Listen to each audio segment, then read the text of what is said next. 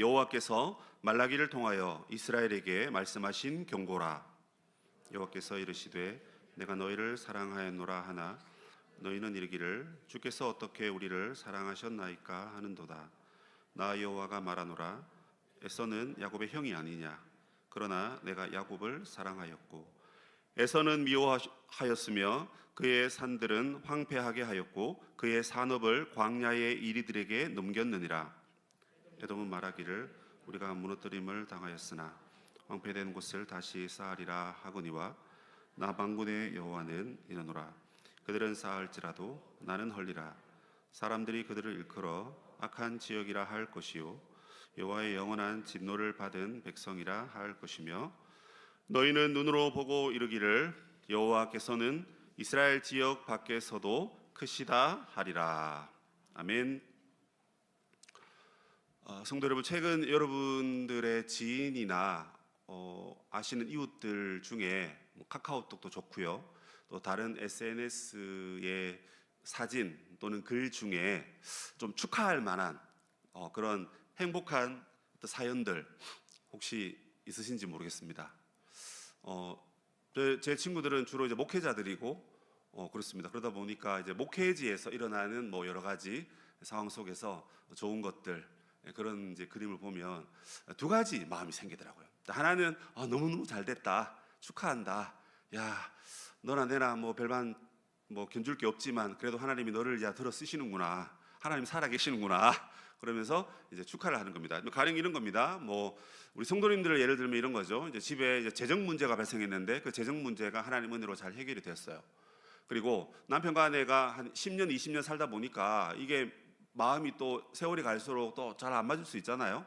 그래서 좀 옥신각신, 좀 티격태격했는데 어머나 세상에 너무 이게 또 잘 해결이 됐답니다.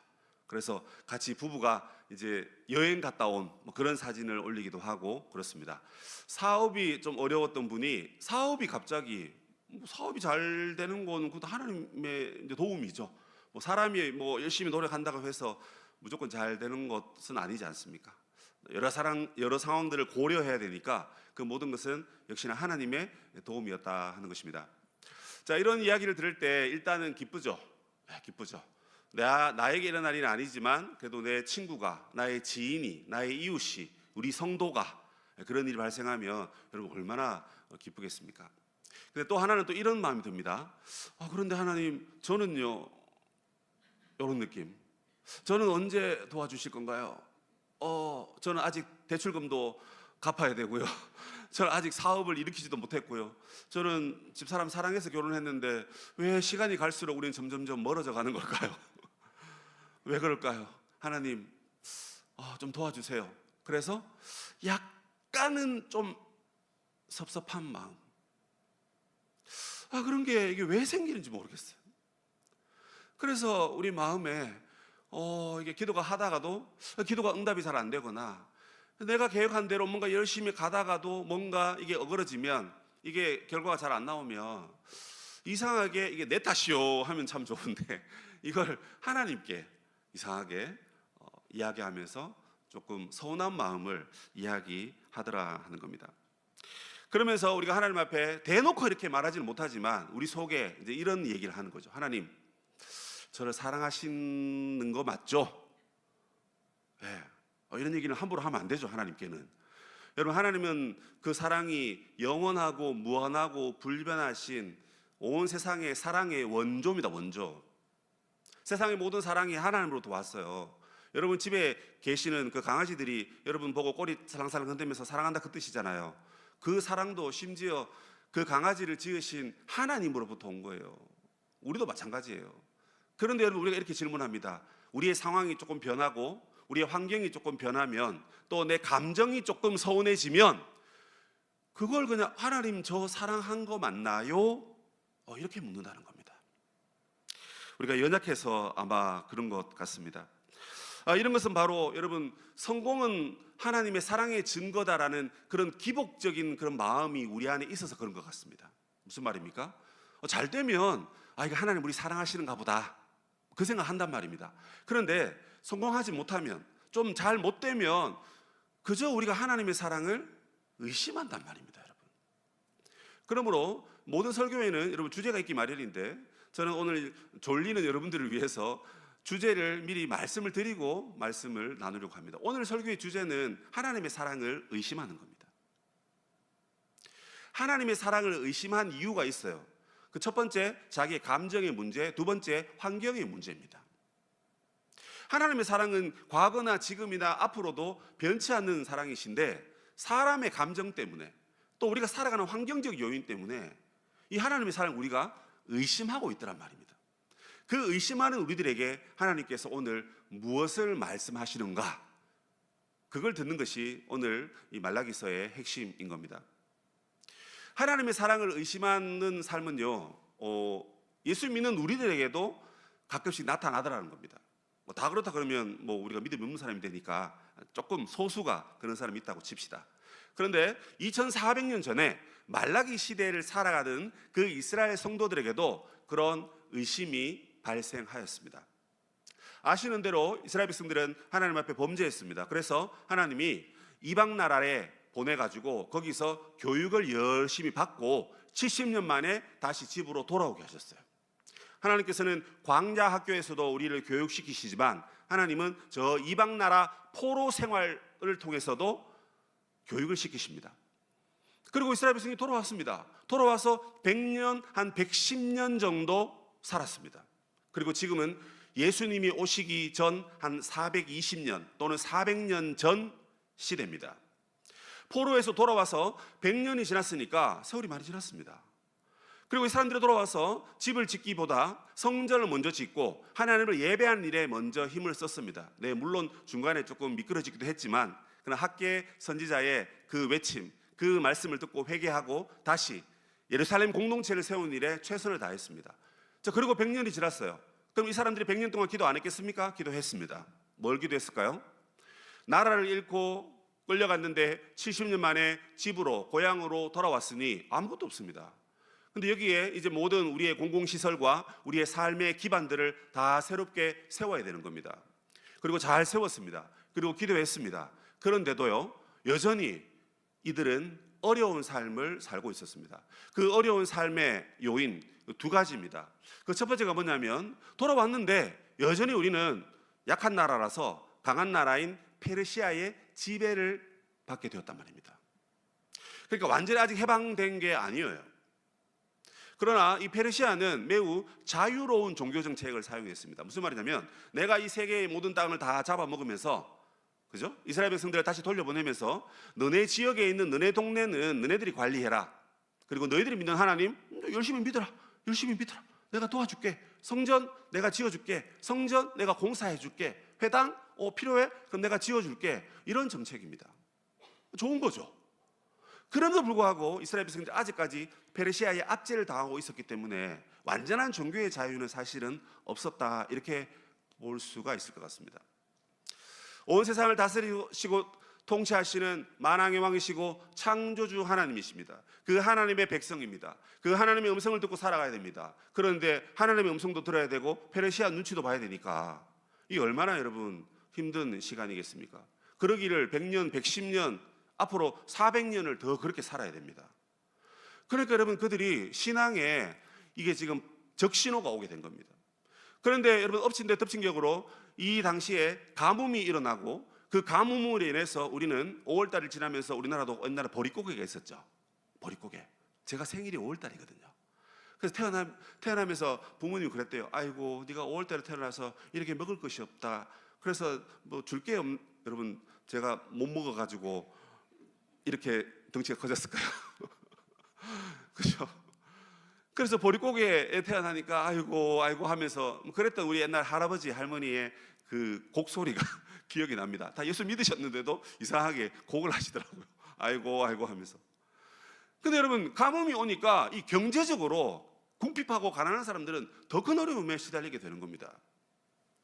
그래서 이 이스라엘 백성들은 자신의 환경적 요인, 페르시아의 지배와 그리고 경제적인 궁핍 때문에 그들은 삶에 있어서 의욕을 잃어버린 상태가 되었습니다. 여러분, 이러면 안 되죠. 이러면 안 되죠. 예수 믿는 사람이 우리의 환경이 어떠하든지 간에 내 개인의 감정이 어떠하든지 간에 나에게 주어진 직분이 있다면 직분을 수행해야 됩니다. 하나님이 내게 주신 달란트가 있다면 한 달란트가 있다면 그 한 달란트로 열심히 일하고 사역해서 한 달란트를 남기셔야 됩니다. 5개를 받았으면 5개를 남기기 위해서 열심히 살아야죠. 여러분, 하나님의 역사를 믿기 때문에 더 기도하는 거고요, 하나님의 일하심을 믿기 때문에 더 하나님 앞에 매달리는 겁니다. 아닙니까? 그냥 매달리다 보니까 그냥 저절로 되는 겁니까? 그냥 우연히 되는 겁니까? 그렇다 할지언정 하나님이 반드시 역사하신다. 그러면 그 반드시 역사하시는 건 내가 믿으니까 하나님 나를 통해 역사하옵소서. 그래서 여러분 더 열심히 있게 살아가야 되는 겁니다. 자, 그런데요, 개인적인 감정의 서운함, 왜 하나님 우리 집에는, 왜 나에게는 이런 복을 안 주시나, 그 문제와 그 다음 사회적이고 환경적인 요인 때문에 이들은 신앙의 열심을 잃어버렸습니다. 자, 그런 그들에게 하나님 눈치가 빠르시거든요. 그래서 성경이 뭐라 그럽니까? 얘들아, 내가 너희를 사랑하였노라, 이렇게 표현합니다. 이제 표현이 좀 재밌죠? 내가 너를 사랑한다. 앞으로 잘해줄게. 앞으로 사랑할게. 여보, 지금까지 내가 잘 못했는데 내가 이번에 승진했어. 이번에 내가 월급도 올랐어. 그러니까 앞으로 내가 더 잘할게. 보너스 하고 탁. 이것도 사랑 아닙니까? 그런데요, 하나님께서 오늘 본문에 보니까 내가 너희를 사랑하였노라, 이렇게 되어 있습니다. 이건 원어적으로 어떤 뜻이냐면 옛날에부터 너희들을 사랑했고 지금도 너희들을 사랑하는데, 옛날에 그때 사랑할 때 이미 내가 너희를 향한 사랑은 이미 종결되었다, 그 뜻입니다. 그런 거 있잖아요. 우리가 처음에 연애하고 사귈 때 네가 하는 거 봐서 내가 사귀든지 말든지 할게, 맞잖아요. 네가 하는 거 봐서 내가 결혼을 하든지 말든지 그때 가서 또 결정할게. 뭐 교회 안에서는 이런 말 하면 안 되지만 열심히 살다가도 당신 하는 거 봐서 내가 계속 살든지 중간에서 이혼하든지 너 하기 달렸어. 우리는 보통 이렇게 얘기합니다.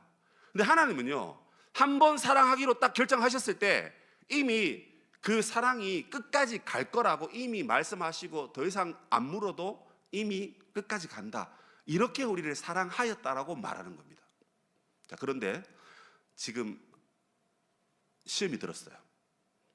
내 마음도 상했고 환경도 안 바뀌니까, 경제적으로 너무 어려우니까 도대체 하나님, 주께서 어떻게 우리를 사랑하셨습니까? 지금 제 표정 보이세요? 이 설교 제목이 이런 느낌입니다, 여러분. 주께서 어떻게 사랑하셨나이까? 그냥 멍하게 읽지 마시고, 여러분, 이 하나님 말씀이 살아서 지금 막 움직이면서 막 내 귀와 내 눈에 들린다 생각해 보십시오. 아니 주님, 제가 지금 이렇게 기분이 나쁘고요, 이 환경이 이렇게 어려운데 주께서 우리를 사랑하셨다고요? 사랑하였노라고요? 아이고, 갈로 열고 웃기고 자빠졌네, 갈로 닫고.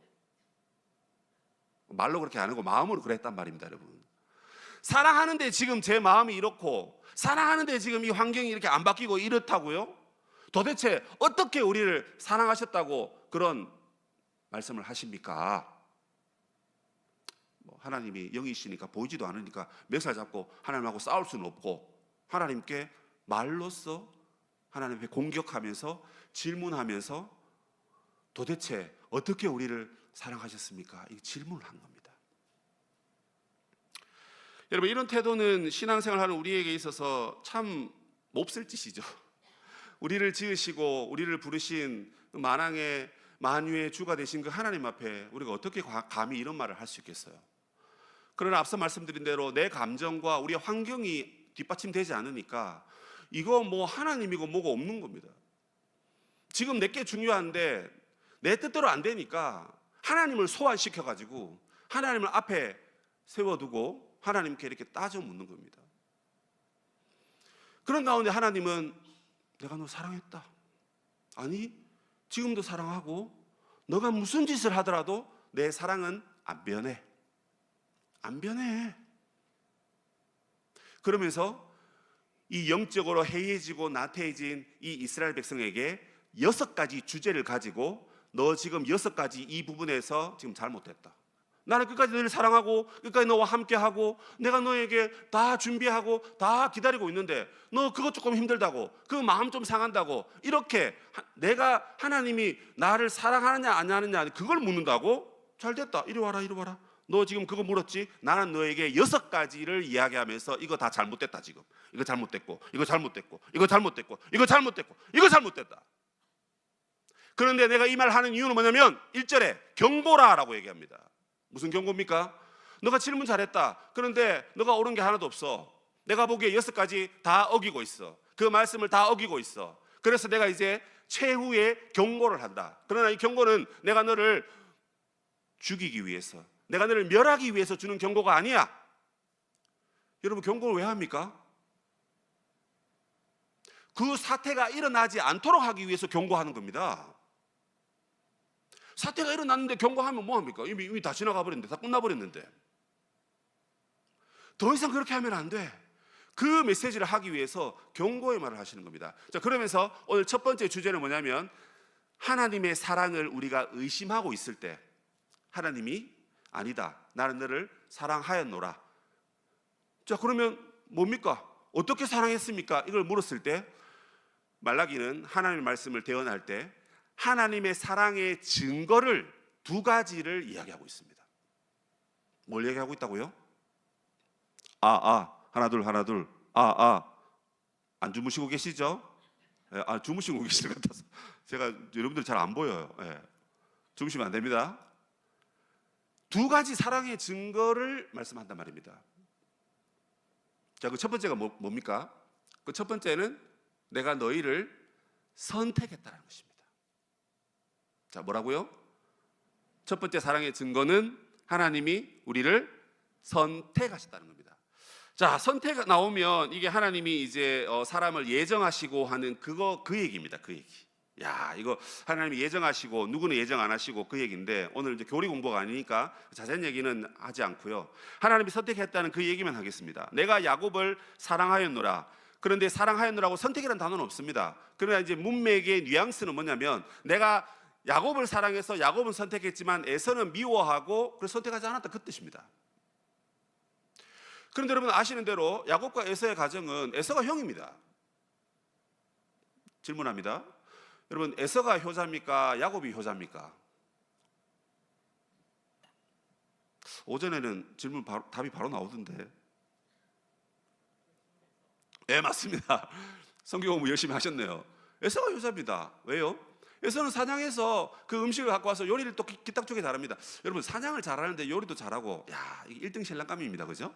그런데 그 에서가 다 해서 부모님께 늘 다 드리고 그런 친구입니다.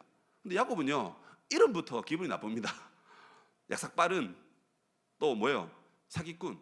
당신 이름이 뭡니까? 예, 저는 서약삭빠름입니다. 이상하잖아요. 김사기꾼입니다. 이상하잖아요. 그런데 여러분, 하나님께서 형을 택하는 게 맞죠? 여러분, 우리 권사님들한테 질문해 봅니다. 여러분, 맏아들이 좋아요? 둘째 아들이 좋아요? 제가 3남 중에 맏아들이거든요. 3남 중에 어머니는 저만 좋아하셨어요. 모르죠. 제가 모르는 사이에 둘째, 셋째도 좋아했는지 모르지만, 어머니는, 아버지는 표현을 잘 안 하셨는데 어쨌든 돌아가실 때도 제 손을 꼭 잡으면서, 말을 못 하셨지만 꼭 잡으면서 이상한 유언 같은 걸 하신 것 같아요. 듣지는 못했어요. 어쨌든 큰아들이니까. 네. 저희 할아버지는 아버지 8남매 형제 중에 사촌들이 그렇게 많은데 저가 할아버지 사랑을 제일 많이 받았습니다. 그때 물어봤어요. 왜 그런 거 하니까 저의 외할아버지를 제가 많이 닮았대요. 근데 저희 할아버지가 처음 예수를 믿으셨는데 그 외할아버지가 예수 믿고 신학을 공부하시고 청도의 저 운문사 그 골짜기 안에서 그 목회를 조금 하셨습니다. 그래서 아마 저희 할아버지가 그 외할아버지의 그 목회하시고 하는 그게 이제 존경스러우니까, 또 믿음의 선배니까 아마 존중하면서 그랬던 것 같은데, 얼쿠나 이게 태어났는데 애가 보니까 본가는 안 닮았고 제가 외탁을 했거든요. 그래서 아마 더 사랑한 것 같습니다. 여러분, 우리의 사랑은 내리사랑도 있지만 어쨌든 첫째입니다. 그리고 여러분, 효도하는 그 아들이 사랑스러운 거잖아요. 그런데 하나님의 선택은 에서가 아니라 뭐예요? 야곱이라는 거예요. 하나님 마음도 넓으시지, 저 사기꾼을, 저 불효자를, 저 효도 안 하는 저 아이를 사람 만들려고, 인간 만들려고 저렇게 선택하셨나? 뭐 이런 생각도 하지만, 여러분 성경에서는 하나님이 어떻게 선택하셨냐 했을 때 그 조건이 있습니다. 사람을 선택할 때 그 조건이 있단 말입니다. 하나님의 선택의 조건이 있어요. 그게 뭐죠? 조건이 없는 게 조건입니다. 무슨 또 뚱딴지 같은 소리야. 조건이 있다 해놓고는 조건이 없는 게 조건이라고 말하면 무슨 말이야 이게 도대체? 무슨 말입니까? 나의 행위가, 그죠? 뭘 잘한다든지 잘할 거라든지 앞으로 가능성이 있다든지 그런 조건이 없는 조건이라 그 말입니다. 그러면 조건이 있단 말은 무슨 말입니까? 하나님의 자기의 뜻, 그게 조건입니다. 그러면 우리에게는요 조건이 없어요. 잘났으나 못났으나, 부하나 가난하나, 덩치가 크나 작으나, 능력이 있냐 없냐, 그거 아무 상관이 없습니다. 하나님의 깊으신 뜻 안에서 하나님이 주권적인 선택과 주권적인 사랑을 선택하셔서 하신 겁니다. 그래서 우리에게는 조건이 없고 하나님의 뜻 안에서 자기의 깊으신 뜻대로 선택했단 말입니다. 여러분 이 사실이 얼마나 우리에게는 큰 은혜인지 모릅니다. 만약에 여러분 조건을 두면, 여러분 여기 우리가 구원받을 사람이 있습니까? 있겠습니까? 없습니다. 제가 여러분들의 의와 열심과 신앙심을 무시하는 말이 아니라, 대체적으로 사람은 다 죄인이기 때문에 조건을 달면 여러분 그 조건을 다 지켜야 되고 항상 지켜야 되고 영원히 지켜야 됩니다. 한 번도 실수하면 안 됩니다. 그 조건에 들어갈 사람은 없는 겁니다. 그래서 조건 없이 우리를 선택하시고 조건 없이 자기의 자녀로 삼으신 그 사랑이야말로 찐 사랑이죠. 조건을 걸면 그 조건 때문에 사랑하는 겁니다. 그러고 보니까 여러분 20년 전에 제가 집사람 만난 그 스토리가 생각이 납니다. 제가 그때 물었습니다. 왜 나랑 결혼했냐? 결혼하려고 하냐? 또 결혼했냐? 최근에도 물어봤어요. 대답이 똑같더라고요. 저는 이제 우리 아내를 보고 내 마음이 들고, 그 든다는 것은 뭐 외모라든지 목소리라든지 뭐 성품이라든지 뭐 다 그런 거 아닙니까? 그죠? 자기 눈에 콩깍지라고, 내 눈에 보기에 예쁘고 사랑스러우니까 그렇고, 신기하게도 20년 지났는데 아직 마음이 안 바뀌더라고요. 되게 신기합니다. 바뀌어야 되는데 안 바뀌더라고요. 근데 저 사람이 이제 왜 그런 거 하니까 제가 옛날에 그렇게 불쌍하게 보였대요. 그래서 제가 우리 집에 장가 못 가고 있는 우리 아들들을 둔 우리 권사님들, 우리 집사님들에게 힌트를 드리겠습니다. 아들아, 이놈아, 네가 어디 가서라도 좀 당당하면서도 좀 불쌍하게 보여라. 그래서 여자들이 보고, 아이고 나 저 같이 가서 시집 가줘야 되겠다, 같이 결혼해줘야 되겠다, 그런 좀 측은지심이 들도록. 여러분 20년 전에 저는 머리카락도 더 많았고요, 머리숱도 많았고, 더 날씬했고, 더 뭐 지금보다는 더 나았던 것 같은데 그래도 불쌍하게 보인다. 지금도 그렇고 아마 앞으로도 제가 계속 불쌍하게 보이려나 봐요. 그래서 사랑하고 함께 있고, 참 이게 사람은 그렇습니다. 그런데 하나님은, 우리 하나님은 그런 조건을 내걸시지 않는 겁니다. 그냥 우리를 사랑하는 거죠. 여러분 한 젊은 부부가 첫 아이의 출산을 앞두고 아기의 방을 꾸미는 장면을 한번 생각해 보십시오. 아마 저와 여러분의 옛날 과거의 추억일 수도 있을 것 같습니다. 이 부부는 아직 아이의 얼굴을 확인하지 못했습니다. 그런데 순면 베넷 저고리를 고르고 또 방의 벽지는 파스텔 톤의 벽지를 바르자라고 부부가 이야기합니다. 그리고 밤마다 배를 어루만지면서 이 아이의 이름을 수없이 부르면서, 그리고 축복의 기도를 합니다. 여러분 이 아이가 태어나기 전에, 또는 이 아이가 태어나서 부모님에게 어떤 효도를 하거나 엄마 저 왔어요 라고 말하지 않았습니다. 하지만 부모는 이 아이의 울음소리조차 아직 듣지 못했지만 이 아이를 사랑하기로 결심한 겁니다. 내 아이로 받아들이기로 결심하고 그 아이를 위해서 온갖 좋은 것을 다 준비합니다. 자, 그랬던 아이가 태어났습니다. 그리고 사춘기가 되었고 이제 자랐습니다. 보니까 엄마 아빠가 마음에 안 듭니다. 그래서 그 사춘기, 그 청소년, 그 아이가 엄마 아빠한테 좀 심한 말을 하더라도 너 지금 심한 말 했으니까 너 이제 오늘부터 내 아들 아니야, 내 딸 아니야. 부모 그렇게 하겠습니까? 분명 아마 12년 전에 그 방을 꾸미면서 그 아이를 위해서 밤마다 자장가를 불러주면서 축복했던 여러분 그 시간을 떠올리지 않을까요? 그게 부모입니다, 여러분. 하나님 우리를 선택하셨을 때 여러분 그겁니다.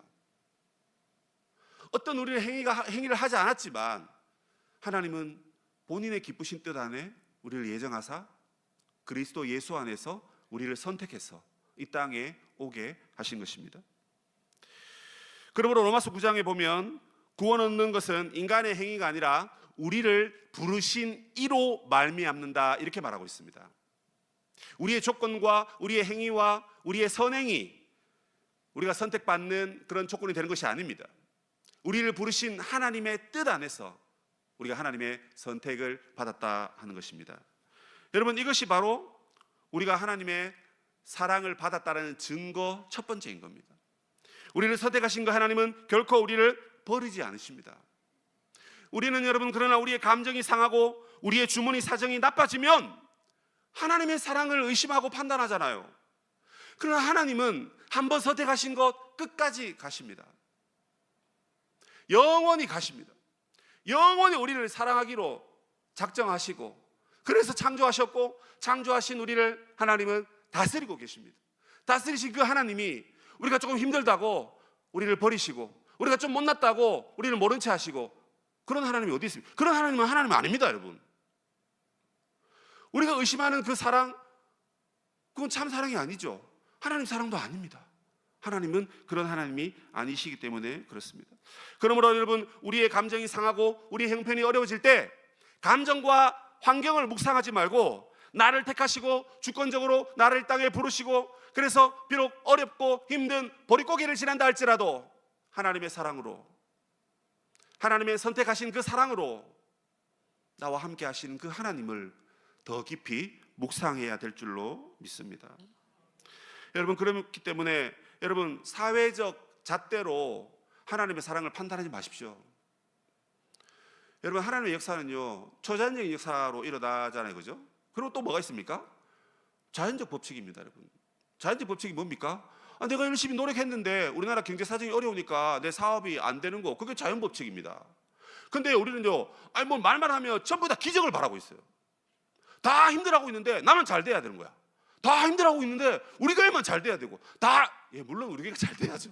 또 나도 잘 돼야죠. 그런데 여러분 그럼 우리가 전부 다 하는 모든 일이 다 기적이 여러분 그럼 여러분의 삶 가운데 늘 기적만 일어나십니까? 늘 기적만 일어나십니까? 기적만? 그렇지 않잖아요. 우리의 삶이 기적도 하나님 사용하시지만 하나님이 창조하시고 다스린다 하셨을 때 섭리하셨을 때 유지하고 보존하시고 다스리십니다. 그래서 물은 위에서 아래로 흐르죠. 비가 위에서 아래로 오르지 비가 땅에서 위로 올라갑니까, 여러분? 자연법칙입니다. 그 자연법칙 안에 통제를 받는 우리의 삶이 조금 경제적으로 어렵고 힘든데 무조건 기적적으로 무조건 잘 돼야 되고 무조건 부자 되고 그거 아니지 않습니까? 그런데 그것 때문에 우리의 사랑이 자꾸 왔다 갔다 한다면 이건 문제입니다. 그럼 여러분 하나님의 사랑의 닻을 저 바다 깊숙한 곳에 내리시기 바랍니다. 바다 위에 배가 떠 있습니다. 배가 바람에 흔들립니다. 비가 오면 흔들립니다. 파도 때문에 흔들립니다. 그런데 닻을 저 밑에까지 내리면 아무리 바람이 불고 태풍이 불어와도 줄이 끊어지지 않으면 그 배는 끌려가지 않습니다. 왜 우리의 감정에 여러분 하나님의 사랑을 의심합니까? 왜 우리가 환경적 요인 때문에 하나님의 사랑을 없다고 말하면서 의심하면서 그렇게 영적으로 삐쳐가지고 그렇게 사십니까? 그러는 분들이 대체로 신앙에 열심이 없습니다. 마음이 상하거나 말았거나 환경이 이렇거나 말았거나 그건 내 할 바 아니고 하나님 사랑은 여전하다. 하나님 사랑 변치 않는다. 하나님 사랑 변치 않는다. 여러분 이것을 믿고 하나님의 사랑의 증거를 확인하면서 사셔야지 늘 자기 감정만 앞세우고 늘 환경적인 얘기만 하면 세상 사람보다 우리가 더 나을 게 하나도 없는 것입니다. 그 하나님의 선택하신 그 사랑, 여러분 그것을 굳게 붙드시기 바랍니다. 두 번째 하나님의 사랑의 증거는 무엇입니까? 그것은 바로 하나님이 우리를 보호하시는 것입니다. 3절 4절에 보면 에서는 미워하였다 합니다. 그런데 그 에서가 하나님이 나를 미워하신다고? 그러면 내가 열심히 해서 나의 무너진 성벽을 내 힘으로 일으키면 되지 뭐 해서 에서는 열심히 노력해서 스스로의 힘으로 일어서려고 했습니다. 그런데 하나님의 선택은 야곱에게 있기 때문에 에서는 버림받았기 때문에 에서 스스로가 아무리 노력해도 하나님이 그것을 다시 헐겠다 이렇게 말씀하십니다. 에서는 에돔 족속이죠. 그들은 이스라엘을 방해했던 민족입니다. 형제의 국가라고 볼 수도 있죠, 그죠? 야곱과 에서니까 형제 아닙니까? 그러나 점점 이스라엘이 출애굽하면서 광야를 지나면서 에돔은 이스라엘을 공격합니다. 물건을 빼앗기도 하고 사람을 죽이기도 하고 약탈을 했습니다. 그래서 그들은 여호와의 총회에 들어오지 못한다라고 이미 모세오경에 그렇게 못을 박았습니다. 하나님의 선택은 이렇습니다. 선택한 백성들을 끝까지 사랑하시지만 선택하지 않은 백성들은 자기 백성을 공격하고 자기 백성을 괴롭히기 때문에 하나님 반드시 막으십니다. 그것이 바로 하나님의 공의입니다. 그 공의로운 하나님께서 악한 자들을 막으신다는 그 말은 뒤집으면 자기 백성을 끝까지 보호하신다는 뜻입니다. 하나님 우리를 선택하셨습니다. 그리고 내가 선택했으니까 내가 선택하는데 너무 힘들었다. 왜냐하면 사람이 너무 많은데 내가 너를 골랐지 않냐, 선택했지 않냐. 그래서 선택은 내가 했으니까 네가 알아서 살아라. 너 스스로 알아서 살아라. 그것도 사실 감사한 얘기입니다. 선택해 주셨으니까 제가 스스로 해보겠습니다. 그러나 사실 스스로 할 수가 없죠. 그런데 선택한 우리를 하나님이 어떻게 하신다고요? 보호까지 하신다는 겁니다, 여러분. 이것 또한 하나님의 사랑의 증거가 아니고 뭐겠습니까? 여러분 거센 파도가 몰아치는 밤바다의 해변을 한번 상상해 보십시오. 거기에는 밤늦게 아이가 모래성을 쌓고 놀고 있습니다. 모래성을 열심히 쌓습니다. 왜요? 파도가 곧 몰아칠 거니까. 그러나 그 아이가 모래성을 아무리 열심히 쌓아도 파도가 조금만 지나가도 모래성은 이내 무너지는 것입니다. 하나님을 대적하는 에돔에서 모래성 같은 존재들입니다. 하나님이 역사하시면 그들은 흔적도 없이 다 멸망받고 심판을 받게 되는 것이죠. 그러나 하나님의 백성은 반석 위에 지은 집으로서 비가 나고 창수가 나고 천둥 번개가 쳐도 결코 우리는 무너지지 않습니다. 떠내려가지 않습니다. 왜 그렇습니까? 하나님이 우리를 보호하시기 때문에. 그것이 하나님이 우리를 사랑하시는 증거입니다. 그래서 하나님만이 우리의 피난처와 요새가 되신다라고 시편은 말하고 있습니다. 시편 121편에 이스라엘을 지키시는 이는 졸지도 아니하시고 주무시지도 아니하시리로다.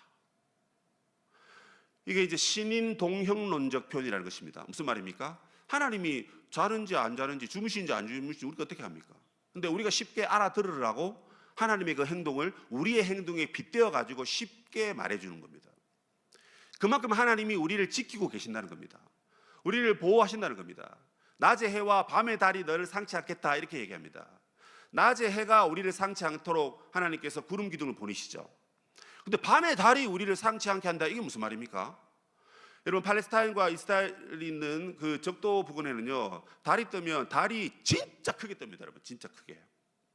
그러니까 문 열고 밖에 나가는데 달이 바로 눈앞에 있는 거예요. 근데 여러분 길을 가다가 나그네가 길거리에서 잡니다. 여관이 없으면 길거리에서 자야죠. 그래서 여러분 침낭을 두고 잡니다. 그냥 얼굴은 빼고 자겠죠, 그죠? 숨도 쉬어야 되니까. 그러다 보니까 여러분 달이 이렇게 크게 떠 있는데 밤새 여러분 달이 비추고 있는데 그 달을 보고 자야 됩니다. 어떻게 될까요? 잠을 잘 못 자겠죠. 그 다음날 일어났을 때 힘들겠죠. 그런데 밤에 달이 우리를 상치 않게 하기 위해서 또다시 뭐 구름을 보내신다든지 뭐 기타 등등의 역사를 하나님이 행하신다는 말입니다. 하나님 이렇게 세밀하신 분입니다. 그 세밀하신 하나님의 사랑이 여러분 우리를 지키고 보호하신다라고 성경이 그렇게 여러분 얘기하고 있는 것입니다. 자, 그렇다면 여러분 우리는 이 하나님의 보호를 믿어야 됩니다. 하나님의 간섭하심을 믿어야 됩니다. 악을 멸하시고 자기 백성을 끝까지 지키시고 보호하셔서 다스리셔서 끝끝내 하나님의 사랑의 나라로 들어갈 수 있도록 인도하시는 이 하나님이시고, 이것이 바로 하나님 우리를 사랑하신다는 증거가 된다는 것입니다. 그러므로 하나님이 우리를 어떻게 사랑하셨습니까? 라고 했을 때, 내가 너희를 선택하지 않았냐? 그리고 내가 너희를 끝까지 보호하지 않았느냐? 그리고 5절에 이렇게 얘기합니다. 이 하나님의 사랑을 온 세계가 알고 고백하고 찬양하게 될 것이다, 그렇게 얘기합니다. 마치 이건 이렇게 들립니다. 아니, 온 세상은 나의 사랑을 알고 온 세상은 나의 선택과 보호를 알고 있는데 너희들은 모르는가 보대. 너희들은 왜 모르지? 온 세상이 하나님이 이스라엘 지역 밖에서도 크고 높으신 사랑의 하나님이라는 걸 다 고백하고 있는데 너희들이 몰라서 되겠느냐? 이제 제발 감정에 치우치고 환경에 치우쳐서 하나님 사랑을 의심하지 말고 이 약속의 말씀 두 가지를 붙들고 저들보다 더 하나님 곁에서 하나님의 사랑을 노래하는 나의 백성이 되려무나. 하나님께서 그 말씀을 하시고 계시는 것입니다. 여러분, 오늘도 우리는 하나님의 사랑을 체험하며 그 사랑 안에서 하루를 살아가고 있습니다. 그런데 그 사랑을 방해하는 요인들이 참 많은 것 같아요. 우리 10대들은 보면 입시와 경쟁이라는 그 거대한 벽 때문에 하나님의 사랑을 생각할 겨를도 없는 삶을 살고 있습니다. 20대는 사회 초년생이죠. 열심히 하지만 미래는 불확실합니다. 그래서 무한 경쟁해야 됩니다. 그러다 보니까 교회에 와도 하나님의 사랑을 느끼긴커녕 교회 왔다가 금세 또 일하러 가고 공부하러 가야 되는 그런 안타까운 시대를 보내고 있습니다. 우리 결혼하신 30, 40대는 삶의 무게가 너무 무거워요. 이 샌드위치 세대라 그러더라고요. 부모님 봉양해야 되고 육아하고 아이들을 길러내야 됩니다. 그러다 보니까 너무 힘듭니다. 5, 60대는 이제 몸이 점점 쇠퇴하고 고장나기 시작합니다. 여러분, 몸이 아파 보니까 참 서글퍼요. 사회적 역할도 점점점 젊은 사람들에게서 밀려나게 됩니다. 뭐 명예퇴직이라든지 이런 것들요. 그러다가 이제 7, 80대가 되면 여러분 평생 자저 뒷바라지하고 국가와 민족을 위해서 이 한 몸 바쳐서 그렇게 희생했는데 남는 게 없습니다. 질병밖에. 그러다 보니까 인생의 허무함을 너무 많이 느낀답니다, 여러분. 그리고 조금 있으면 이제 다가올 죽음의 공포. 여러분 70이 넘으면 뭐 내일 돌아가셔도 그래 뭐 돌아가셨구나 뭐 이렇게 여긴답니다. 이게 너무 허무하지 않습니까? 어제까지 건강하신 우리 부모님이 그죠? 하루아침에 갑자기 하나님의 부르심 받았다. 하나님 부르심 받는 건 좋은 거지만 그래도 이 땅에 남겨둔 가족을 생각하면 떠나는 게 얼마나 여러분 아픔이고 슬픔이겠습니까? 죽음의 공포와 또 주변인들의 이 부고 소식에 가슴이 철렁 내려앉는 것이 우리 어르신들 세대라고 합니다. 이처럼 여러분 10대부터 80대까지 우리 전부 다 우리의 삶의 무게가 너무 무겁다 보니까 거기에 그냥 꽂혀가지고 그거 신경 쓰느라 하나님이 우리를 얼마나 사랑하시는지 그 사랑을 잊고 살아갈 때가 많더라는 겁니다, 여러분. 그런데 여러분, 우리의 감정과 우리의 환경을 내려놓고 이런 우리의 삶의 무게도 있지만 결국 여러분 우리가 이 소풍이 끝나면 우리가 본향으로 갈 건데 그 사랑의 나라로 하나님 우리를 이끄실 건데 그렇다면 우리가 예수 그리스도의 사랑을 조금 더 바라보고 조금 더 의지하고 여러분 조금 더 묵상하며 살아가는 인생이 되어야 하지 않겠습니까? 입시는 입시대로 하고 경쟁은 경쟁대로 하시고 또 일도 하고 부모도 섬기고 자녀도 기르고 해야죠. 그렇지만 그 모든 것을 하게 하는 원동력이 예수 그리스도의 사랑, 하나님의 사랑이 우리에게 에너지가 되어야 될 줄로 믿습니다. 그게 없으면요 모든 게 다 대충입니다. 그래서 하나님께서 오늘 말라기 1장 1절에서 5절에서 주시는 하나님의 마음은 뭐냐면 내 사랑의 이 증거를 다시 확인하고 신앙의 열심을 다시 내라. 이게 하나님의 메시지입니다. 그 신앙의 열심이 예배하고 말씀 잘 보고 그것만 잘하라는 거 아닙니다. 10대가 해야 될 것, 20대가 해야 될 것, 7, 80대가 하셔야 될 것, 이거 신앙의 열심으로 잘 감당해 가라는 것입니다. 그게 하나님 나라를 세우는 것이고 그것이 오늘 저와 여러분에게 주신 하나님의 사명인 줄로 믿습니다. 여러분 지금도 예수님은 저와 여러분을 사랑하셔서 하나님의 무한한 은혜와 사랑을 부어주고 계십니다. 그 사랑을 여러분 의지하시고 그 사랑을 힘입어 신앙의 열심을 다시 회복하시길 바랍니다. 신앙이 회복되면 여러분의 삶의 열심은 저절로 회복될 겁니다. 될 겁니다. 기도의 자리를 사모하시고 말씀의 자리, 교제의 자리, 봉사의 자리로 여러분들이 도와주십시오. 여러분 성경학교 함께 준비해 주세요. 기도해 주세요. 물질을 후원해 주세요. 여러분 시간을 나눠 주세요. 우리 아이들을 안아주시고, 그래서 이 힘들고 어려운 이 세상 가운데 하나님의 사랑으로 우리 재충전 좀 받아서 신앙과 우리의 삶이 빛과 소금의 역할을 감당하는 그런 하나님의 사랑받은 백성들 다 되시기를 주님의 이름으로 축복합니다. 아멘.